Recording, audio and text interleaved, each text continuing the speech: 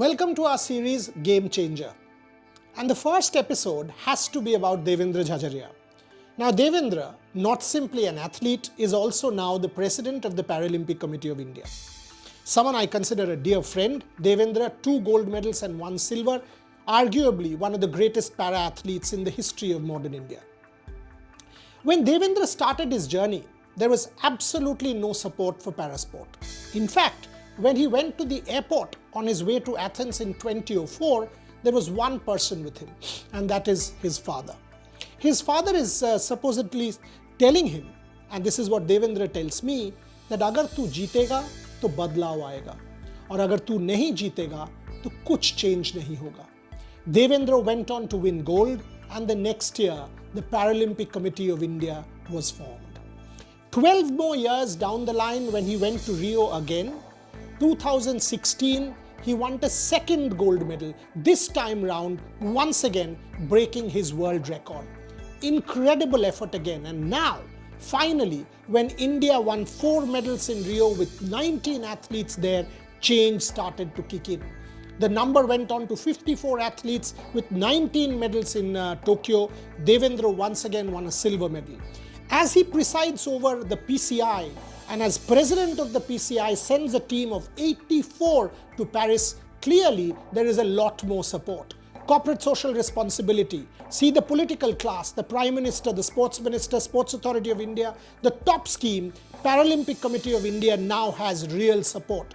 Can things be better? Of course it can. But Devendra stands right at the cusp. From no support to serious support to becoming even better, the Paralympic Committee of India can be a movement now. And that's why, as part of the inaugural episode of Game Changer, we are talking about Devendra Jhajaria. We had a chat with Devendra talking about his journey.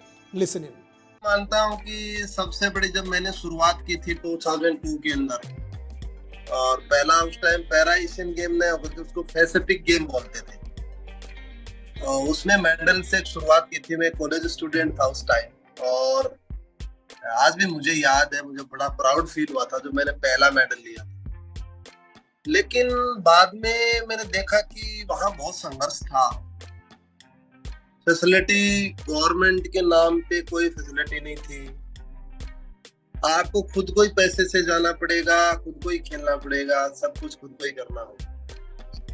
मेरे जैसे व्यक्ति के लिए वो बहुत बड़ा challenge था, क्योंकि मैं उस किसान फैमिली से आता हूँ जहाँ पे इनकम का सोर्स बहुत कम होता है. तो मैं सोच नहीं सकता था कि मैं इंटरनेशनल लेवल पे जा सकता हूँ खुद के पैसे लगा कर.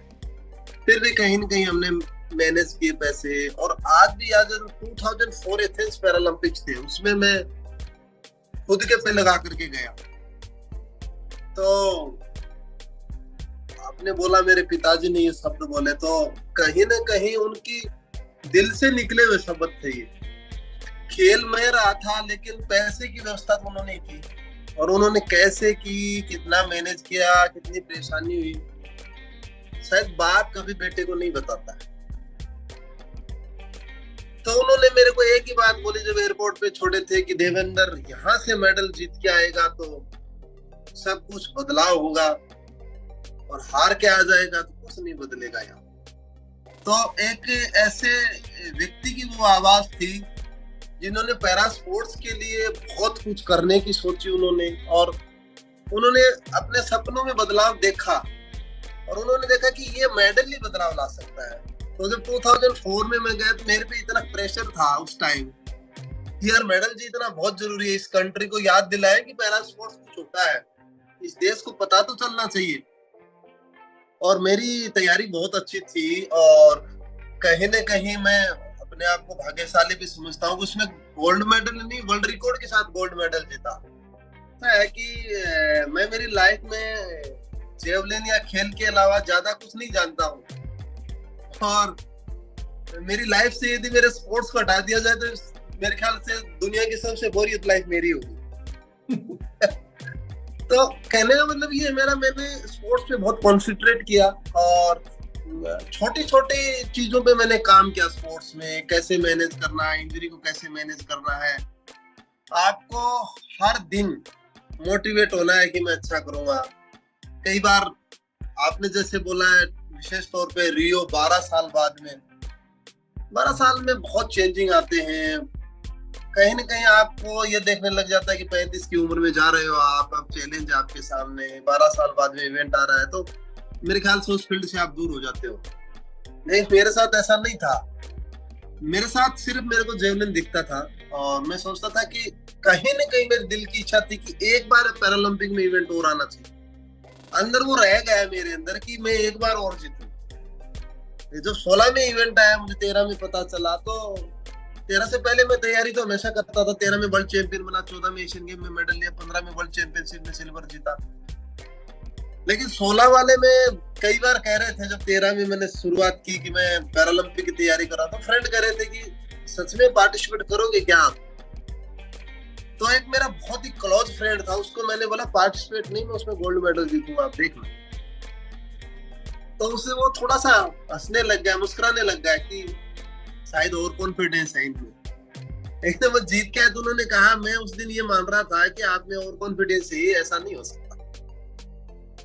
टोक्यो की बात करें तो टोक्यो 1 साल आगे जाना और जो कोविड की सिचुएशन देखी, उसको मैं मेरी लाइफ में कभी नहीं भूल सकता। मैं 4 महीने इस कैंपस के अंदर रहा था, गांधीनगर गुजरात में।